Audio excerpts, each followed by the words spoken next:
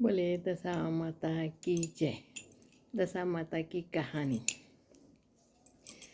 नरवरगढ़ में राजा नल और दमयंती रानी सुखपूर्वक विराजते थे। होली आई। होली की बाद दशमी को दशा माता का व्रत दमयंती रानी ने किया। दमयंती रानी ने व्रत किया और 16 श्रृंगार करे। 16 श्रृंगार करे और उन्होंने दशा का डोरा लिया पूजा करके माता की। तो राजा पधारे तो राजा रानी को देख के बहुत प्रसन्न हुए कि आज तो बहुत सुंदर आप तैयार हुई हो, सज रही हो। रानी का आज हुक्म मेरा दशा माता का व्रत है तो के हुक्म कांसा रोक लो। तो कांसा रोकने के लिए बिराजे दोनों और राजा की नज़र रानी के दशा के डोरे पे पड़ी। तो राजा ने फरमाया कि रानी आज आप इतने सुंदर लग रहे हो, पर इन सब के बीच में तुमने सफ़ेद सफ़ेद डोरा क्यों पहन रखा है? कि अच्छा लग रहा है क्या? उन्होंने कहा राजा ये अपने घर की दशा है। बोले घर की दशा क्या होती है? बोले यही दशा है, इसी से अपना जो सुख वैभव जो भी समृद्धि आपको दिख रही है दशा माता की कृपा से ही है। तो राजा ने बोला ओ कोई दशा माता के लो मैं तो इसे तोड़ देता हूँ। उन्होंने फटाक से तोड़ दिया तो रानी एकदम घबरा गई और घबरा के उन्होंने कहा कि राजा आपने ये क्या किया, ये क्या किया? तो उठाने लगी तो उन्होंने लेके उसको जला दिया और जला के तो उन्होंने पकड़ के जो थोड़ा जला हुआ था उसको लेके और उसको दूध में डाल के और पी लिया। और रानी का मन में बहुत ज़्यादा चिंता बढ़ गई कि मैं अब क्या करूं, भले राजा से बहुत बड़ी गलती हो गई। तो दशा माता की प्रार्थना करने लगी, पर दशा माता के कोप में भाजन बन गए वो लोग। अब रात पड़ी और उनको दोनों को सपना आए। एक सुंदर सजी अप्सरा सी नारी वो कहती है कि मैं जाऊं और एक बिल्कुल गरीब सी और ऐसी करक्सा सी नारी कहती है कि मैं आऊं। राजा को भी ये स्वप्न आया और रानी को भी ये स्वप्न आया। दोनों सुबह उठ के बोलते राजा आज मेरे को ऐसा स्वप्न आया कि एक अप्सरा सी नारी तो कह रही है कि मैं जाऊं और एक दुर्बल और करक्सा नारी कह रही है कि मैं आऊं। तो राजा ने कहा कि ऐसा अपन दोनों को एक सा सपना कैसे आया? रानी ने कहा कि राजा आप मानते नहीं हो, पर आपने दशा का डोरा तोड़ा इसलिए दशा माता नाराज हो गए। तो अपनी घर की जो लक्ष्मी है वो तो अप्सरा सी दिखती है, वो तो कह रही मैं जाऊं, और जो अपनी दुर्दशा है वो कहती कि मैं आऊं, वो करक्सा नारी दिखती है। तो बोले अब क्या करें? बोले कुछ नहीं करें, ऐसा करना कि अभी तो अपनी जवानी है, जो होगा देखेंगे, बुढ़ापे में तो अपन से भोगा भी नहीं जाएगा। तो ऐसा करना कि सपने में ऐसे बोल देना कि जिसको आना हो जो आओ और जिसको जाना हो जो जाओ, और हमें ये बता दो कि आपके आने का हमें कैसे पता पड़ेगा। बोले ठीक है। अब राजा को भी सपना आया कि अप्सरा तो कहती कि मैं जाऊं और जो करक्सा कहती कि मैं आऊं। तो राजा ने कहा जिसको आना है जो आओ, जाना है जो जाओ, अभी तो हमारी जवानी है, हम भोग लेंगे, बुढ़ापे में हमसे नहीं भोगा जाएगा। तो ठीक है। उन्होंने कहा कि आपके आने का हमें क्या पता पड़ेगा? बोले राजा को तो आएगी भूंगड़े की भावड़ और रानी को आएगी खल की भावड़। मतलब रानी तो खल खाने की इच्छा प्रकट करेगी और राजा भूंगड़े की। तो बोले ठीक है। अब दूसरा दिन हुआ, राजा ने रानी से कहा कि हमने कह दिया। रानी ने कहा मैंने भी कह दिया। तो कि उन्होंने क्या बताया कि राजा को तो भूंगड़े की भावड़ आएगी और रानी को खल के आएगी। अब एक खड़ वाला आया तो लो खड़ ले लो, लो खड़ ले लो, जानवरों को खिलाने की खड़। तो रानी के दासियों से ले जाओ ना थोड़ी सी खड़ ले आओ, देखा मुँह खा लो। तो उन दासियाँ के हो के देखो रानी खड़ खाती हुई। और राजा एक चने वाला आया, लो भूंगड़ा ले लो, भूंगड़ा ले लो। भूंगड़े ज़्यादातर गरीब आदमी खाते, राजा तो मेवे मिष्टान खाने वाले, तो के मेरे को तो भूंगड़े ला दो। तो सारे नौकर चाकर के देखो राजा को भूंगड़े की बावड़ आ रही। अब दोनों ही समझ गए कि अपने अब कुदशा आ रही है। तो अब उन्होंने क्या करा कि चलो अपन थोड़ी देर में देखे तो चारों तरफ से नुकसान ही नुकसान की खबरें आए। मतलब जिधर देखो हाथी घोड़े और कई सारे चारों तरफ संपत्ति के नुकसान सुनने को मिले। तो राजा रानी ने कहा कि ये देखो अपनी दशा कुदशा आ गई, अब ऐसा करते हैं अपन यहाँ से निकल जाए, अपन से देखा नहीं जाएगा। तो राजा रानी ने कहा ठीक है। रानी ने क्या करा, मोहरों के तो तोबरे भर लिए और शायर नीर कंवर साथ में ले लिए, मालागर छोरी ले ली, हांसला घोड़ा ले लिया, वो साथ में लेके दोनों निकले। बोले चलते हैं अपन उज्जैनी नगरी तरफ, कहीं बाहर चल के देख लेते हैं। तो राजा रानी निकले, और राजा रानी निकले तो उनको एक गुजरी मिली। तो राजा ने कहा कि गुजरी थोड़ी सी छाछ दे दे हमको, जो हमारा जो गला सूख रहा है वो सही हो जाएगा। तो गुजरी को गुस्सा आ गया। गुजरी बोली, है के जाने खट्टा का आ गया, सुबह सुबह मांग बाने के मारो तो सुबह दनी खराब कर दी, तो के मुका सु पीसा है न देर बना पीसा है, तो दही मांगबा वाला आया। राजा बोले तो कोई बात नहीं, मत दे, छाछ मांगी है, ज़्यादा गरम मत कर गुजरी, देख मत टूणी छाछ, कोई दिन हेलो राम को, कि कोई दिन राम का हेल आएगा, हमारे भी दिन सही होंगे तो तू दही बंधाएगी। चल दिए राजा रानी मन मार के आगे चले। तो बोरडी में बोर खूब ज़्यादा बोर आ रहे, तो राजा रानी ने कहा 2-4 बोर ही तोड़ लो तो अपने जो भूख बंद हो जाएगी, प्यास बंद हो जाएगी। बोरडी के हाथ लगे तो बोरडी तो सूख के ऊपर चली गई, खड़न देरी की। ओहो, राजा रानी के देखो ये बोरडी बोर सूख गया। चलो अब कहाँ और चला कर रात रुकने तो एक माली का बगीचा था, चलते चलते पैदल चल रहे थे। तो माली के यहाँ पे रुकने लगे।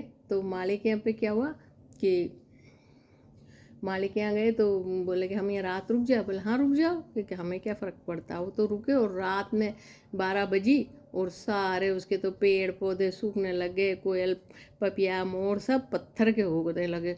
रानी को नींद नहीं आती थी, राजा को आ जाती। रानी देख रही तो हो ये क्या हो रहा है, सब कुछ नुकसान हो रहा है, कि अपन तो चलो यहाँ से, नहीं तो सुबह माली देखेगा तो अपन को मारेगा। तो राजा रानी निकले और सुबह माली ने देखा तो हो गया, जाना कौन करमकोड़ लाया, हमारा सारा बरसों का बाग लगा हुआ था पूरा सूख गया। और निकल गए। राजा रानी जाके एक बड़ के पेड़ के नीचे रुके, बड़ के पेड़ के नीचे रुके कि यहाँ पे विश्राम करे। उसके साथ शायर नीर कंवर भी थे और वो मालीगर हांसला घोड़ा और मालीगर छोरी भी थी साथ में। तो वो आई, जो आंधी डूंज आई, जो कंवरों को भी उड़ा लेगी, और हांसला घोड़ा सब चले गए, खाली राजा रानी अकेले रह गए, और मोहरे सब चली गई। अब चल दिए भाई, क्या करे, बड़ के पेड़ से। अब आगे चल दिए, आगे चले तो एक लोहार के यहाँ रात रुके। तो लोहार के यहाँ पे रुके तो उसने कहा रात रुक जाएंगे। हाँ रुक जाओ। लोहार के बहुत सारा लोहा पड़ा हुआ था, खूब सारे सामान थे लोहे के। तो रानी देखती है कि अब तक तो कुछ नहीं हुआ, रात की 12 बजे और एरण जो थी वो सारा लोहा निगलने लगी। तो रानी ने देखा, हो ये तो एरण सारा लोहा निगल रही है और सुबह अपने माथे आएंगे ये, अपन क्या क्या सफाई देंगे। बोले अपन तो चलो। रानी राजा रात में निकल गए। सुबह देखा उसने, लोहे वाले लोहार ने को हो जानो कौन करम खोड़ लाए, चोर ले गए, पता नहीं क्या हो गया। वो दुखी होके उनको बहुत गालियाँ दी।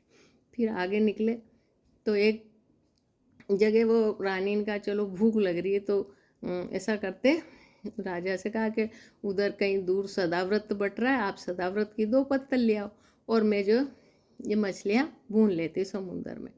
तो ठीक है। तो रानी तो समुंदर से मछलियाँ निकालने लगी और मछलियाँ भून लो, और राजा गए जो पत्तल लेने। तो के पत्तल जीम लो। उन्होंने कहा नहीं, एक जना और है मेरे साथ, 2 पत्तल परोस। तो 2 पत्तल परोस के ला रहे थे, इधर कांवड़े आई तो दी झापट गई, तो पूरी दोनों पत्तलें देह में जा पड़ी। और रानी से पूछा मछलियाँ भूनी, तो वो भी चील ले गई। तो दोनों के थान मछलियाँ भून लिया कि हाँ, और तो पत्तल ले आया कि हाँ, दो मनी मन समझ के आगे चल दी। अब क्या करेंगे, ऐसा करते हैं कि अपनी ननंद बाईसा है रास्ते में, उनके यहाँ पे चल के उनके बाहर ही कहीं रुक जाते हैं और उनको खबर देते हैं, तो भोजन भेज देगी, थोड़ा पैसे कौड़ी भेज देगी। तो रानी ननंद भाई से क्या खबर करी कि भाई हम भाई भौजाई आए हैं। तो दासी आई, तो उसने दासी देखने आई, तो दासी ने देखा कि उनकी हालत बहुत ख़राब है। तो ननंद भाई से ने पूछा कि किस हालत में। बोले कि उनकी तो हालत बहुत ख़राब है, झरझर करता मेघमाला हो रहा है, वो तो बहुत गरीब स्थिति में है। तो बोले कि ऐसा है कि मेरे जो भाई बंधु में बदनामी होगी, मेरे पियर वाले ऐसे हैं, ये तो दशा का जो लाएगा अभी नहीं, फिर सही हो जाएगा। तो अभी ऐसा करो, खूब सारा उन्होंने भोजन अच्छा और बहुत सारे पैसे कौड़ी लेके और दासी को भेजा और रानी को दिए। रानी ने देखा तो 4 तो कांदे हो गए, और 4 सांदे मतलब बाटी, 4 सांदे और 4 बाटी हो गई, कांदे सांदे हो गए। तो उन्होंने रानी को गुस्सा आया, उन्होंने लेके वहीं खड्डा खोद के गाड़ दिया और सोना चांदी जो थे, हीरा मोती सब पत्थर के हो गए। रानी वहीं गाड़ गुड़ के चल दी कि देखो मेरी ननद ने भी ऐसी करी। अब वो चले कि बहुत हो गया, अब क्या करें। बोले ऐसा करते हैं कहीं चल के अपन एक जगह टिक के रहते हैं। तो उज्जैनी नगरी में गए। उज्जैनी नगरी में गए, वहाँ पे राजा ने तो क्या करा, कबाड़ी का काम शुरू कर दिया। और रानी ने एक राजा के यहाँ जाके बोले कि मैं चौसर कूद देती हूँ और घर का काम कर लेती हूँ। तो और एक वेश्या को नहलाने का भी काम लिया, दे दिया उनको काम। अब रानी जो है बढ़िया चौसर गूंथने लगी और एक वेश्या को नहलाने लगी। तो वेश्या को नहलाए तो वेश्या ने बहुत सारे गहने पहन रखे थे, तो उसने उतार के पट्टे पे रखे। रानी ने नहलाया तो पट्टा जो है वो निगल गया, सारे गहने निगल गया।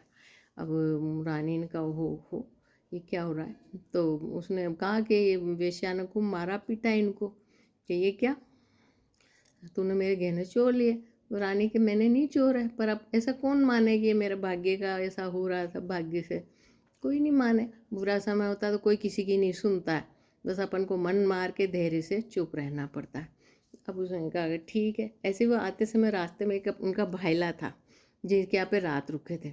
भाईले के यहाँ रात रुके थे तो उसने 9 करोड़ का हार राजा ने उन भाईले को दिया था। वो 9 करोड़ का हार उसी कमरे में टका हुआ था। रात की 12 बजी और वही राजा रानी पोड़े और वो 12 बजे वो मोरनी मोरनी हार निकल गई। अब रानी ने देखा वो मंडी मोरनी हार निकल रही, अब क्या करें, उठ के भागे। सुबह वो जो वो थे भाई भोजा भाईले, उन्होंने भी कहा कि देखो कैसे लोग हैं, हमारे चुरा ले गए। तो वो भाईले ने तो कहा कि नहीं कोई चोर नहीं, कुछ हुआ होगा। वो उसकी पत्नी ने तो बहुत गालियाँ दी, फिर भी आ गए। अब यहाँ पे रुके हुए थे, अब कबाड़ी का काम करते करते इनको काफ़ी दिन हो गए। पर रानी का एक जब से जिस दिन से दशा माता का दिन गया तब से रानी रोज़ दशा माता के ढोक देती, रोज़ पूजा करती मनी मन, और जो भी बनता उनको भोग लगाती और कहती दशा माता बावड़ जो, दशा माता बावड़ जो, हमारी गलती हुई गलती हुई गलती हुई। अब क्या हुआ, ऐसे करते करते उनको 12 महीने होने लगे। 12 महीने चैत महीना होने लगा, उससे पहले होली आने लगी। तो राजा को स्वप्न आया रात में।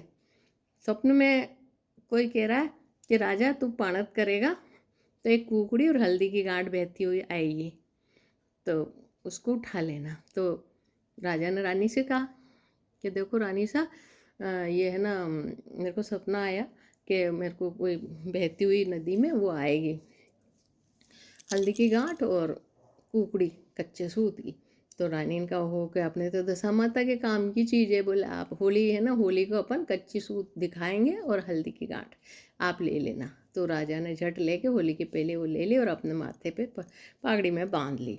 अब होली का दिन आया तो रानी ने राजा से कहा कि आप जिस सेठ के यहाँ भी काम करते हो, तो थोड़ा बहुत सेठ के यहाँ भी परचूनी की दुकान पे काम करते थे। राजा बोले थोड़ा सा उसे गेहूँ और गुड़ ले आना और घी ले आना।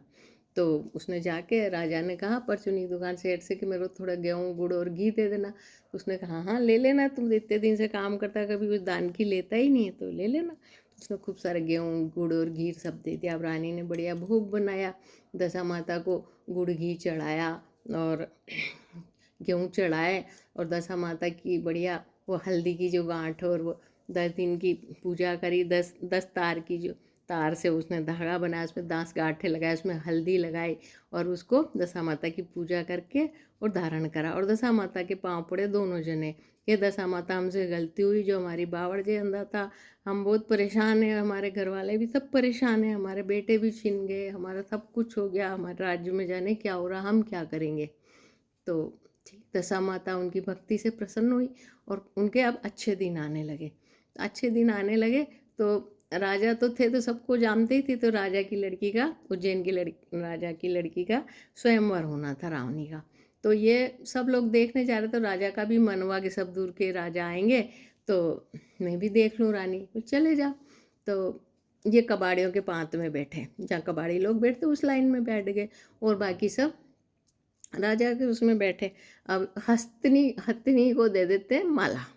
तो हस्ती जो है वो घूमती घामती जिसके भी गले में वरमाला डालेगी स्वयंवर में, हस्ती के ऊपर छोड़ा था तो उसी की कन्या से विवाह कर देंगे।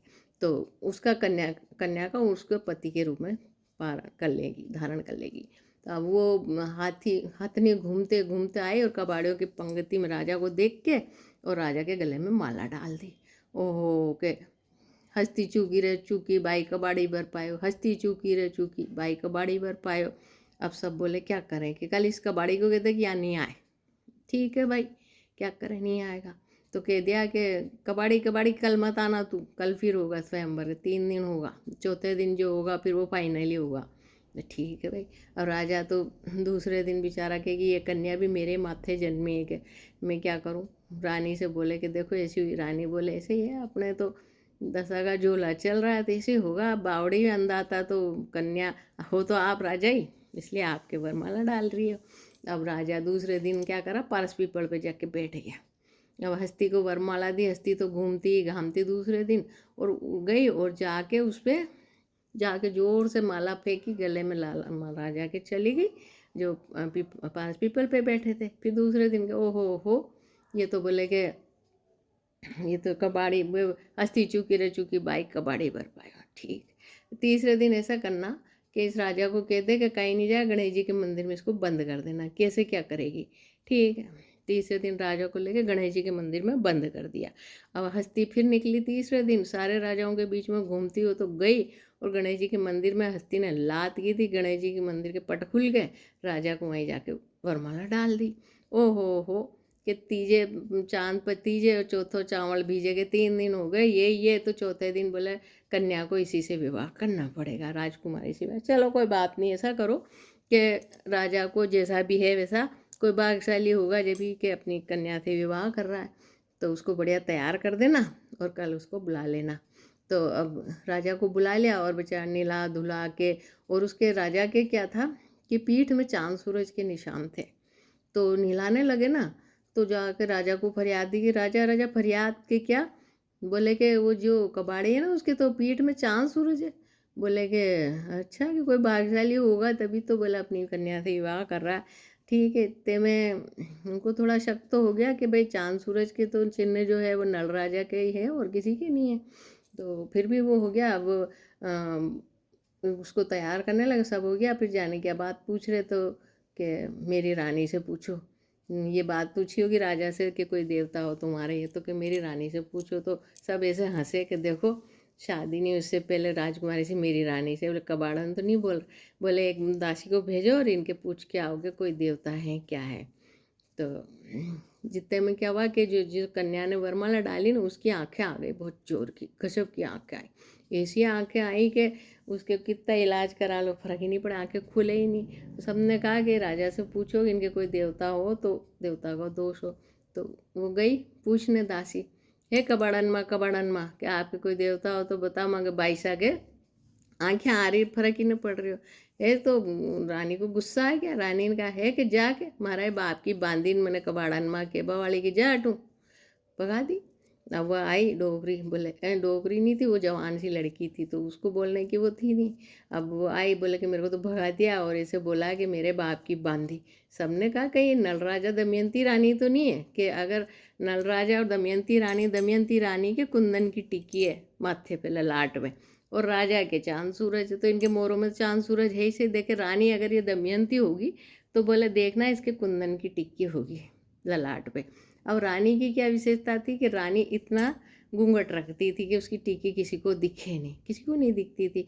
तो एक बूढ़ी सी औरत गई कि मैं पता करती, उसने जाके और ढोक दी तो उसको उसकी टिक्की दिख गई और नीचे झुकी और बोले कि हे बाईसा अंधा था जैसा वो बाईसा जैसे ही आप हो और आप मैंने बताओ माँ बाईसा के बहुत ज़्यादा बोले कि आँखें आ रही है तो आप बताओ कहीं करा कोई देवता हो तो।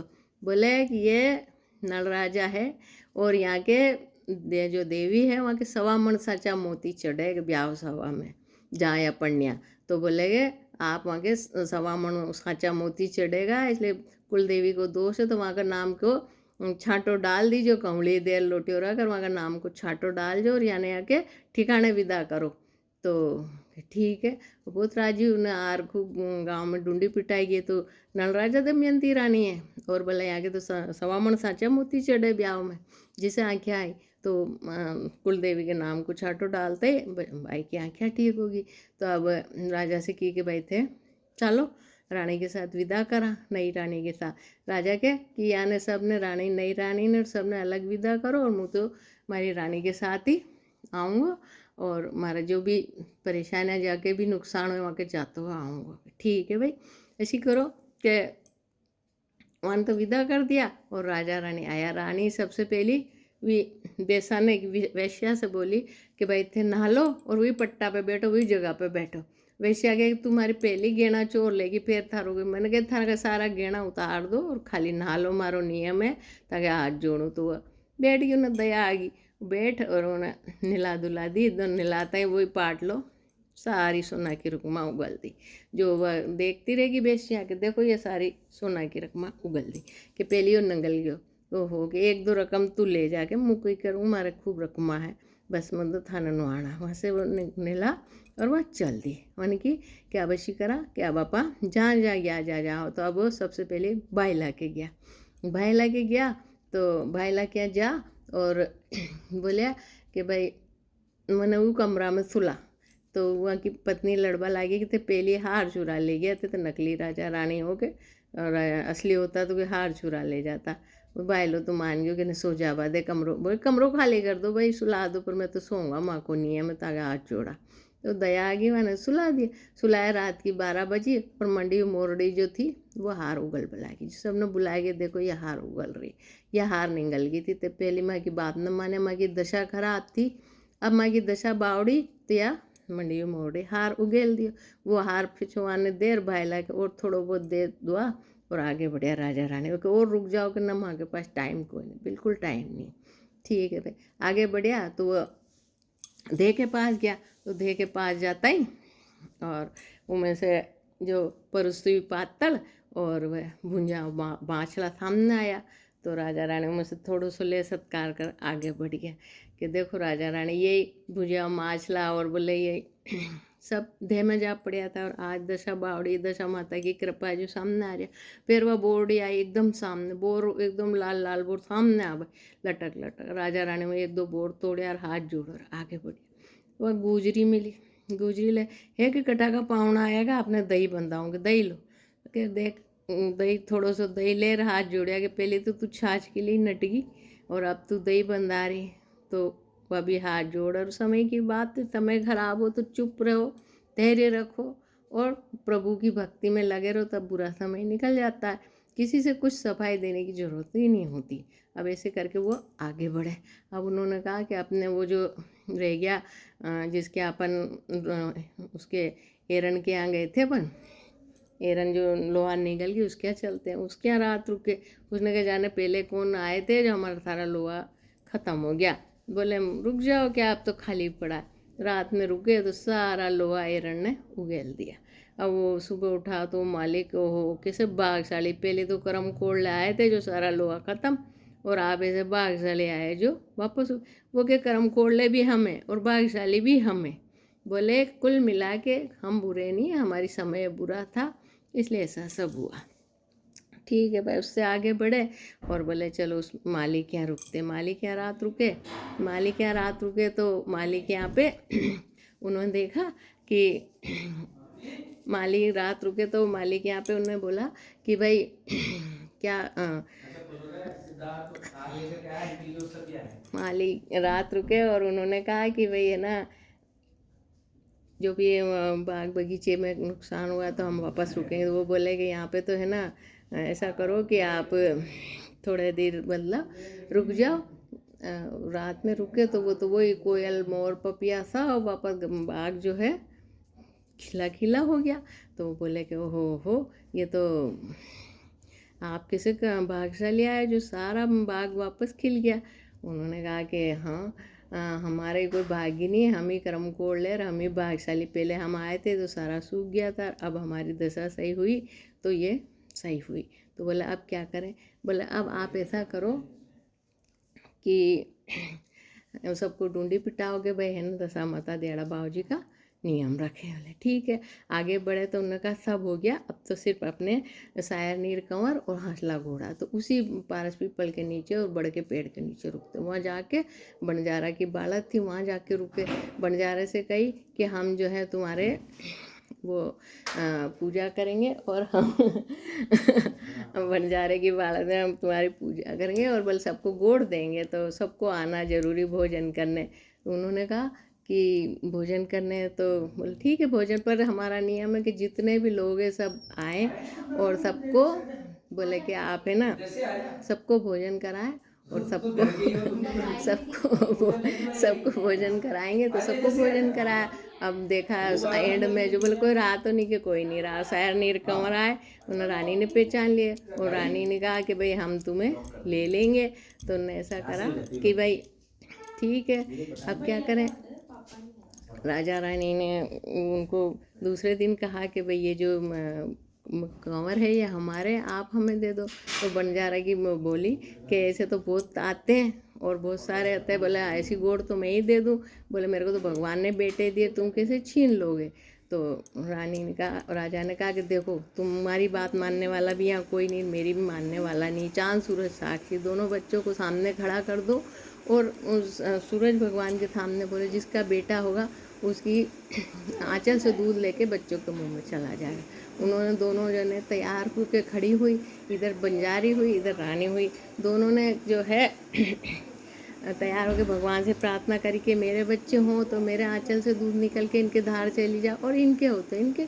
अब सूरज भगवान की कृपा से जिसके बच्चे थे रानी के, तो उनकी कांचली की कसरत टूटी और फटाफट दूध की धार लेके बच्चों के मुंह में चली। तो उनसे कहा कि देख के बच्चे इन्हीं के हैं। तो फिर उनको खूब धन दौलत दे के आगे बढ़े। वहीं पे वो मालागर छोरी हंसला घोड़ा भी मिल गया। उन सबको लेके राजा नरवरगढ़ गए। नरवरगढ़ जाके देखा तो बहुत सारे सब चीज़ें बहुत अच्छी हो रही थी। तो सोना के ठड़े रूपा के बड़े सब डर रहे थे कि भाई हम राजा से कैसे जवाब दें, इतना सब हो रहा, कर नहीं दिया हमने। सब ने आगे ढोक दी कि कोई चिंता मत करो, अब हम आगे सब कुछ अच्छा हो गया। तो डूंगी पिटाई राजा ने कि दशामाता दिहाड़ा बाबूजी का नियम रखना और कोई किसी प्रकार की ये मत करना गलती जो मैंने करी है। और दशा माता की कृपा से सुख समृद्धि होती है। तो दशा माता उनके पहले टूटी जैसे किसी पे नहीं टूटना और बाद में टूटी, सब कुछ अच्छा हो गया वैसे सबका करना। जिसने कथा कही उसका, जिसने सुनी, जिसने हुकारा भरा, सबका भला करना। और दशा माता सब पे कृपा रखना। कोई गलती हुई हो तो माफ़ करना। जय दशा माता की, जय दशा माता, जय दशा माता की।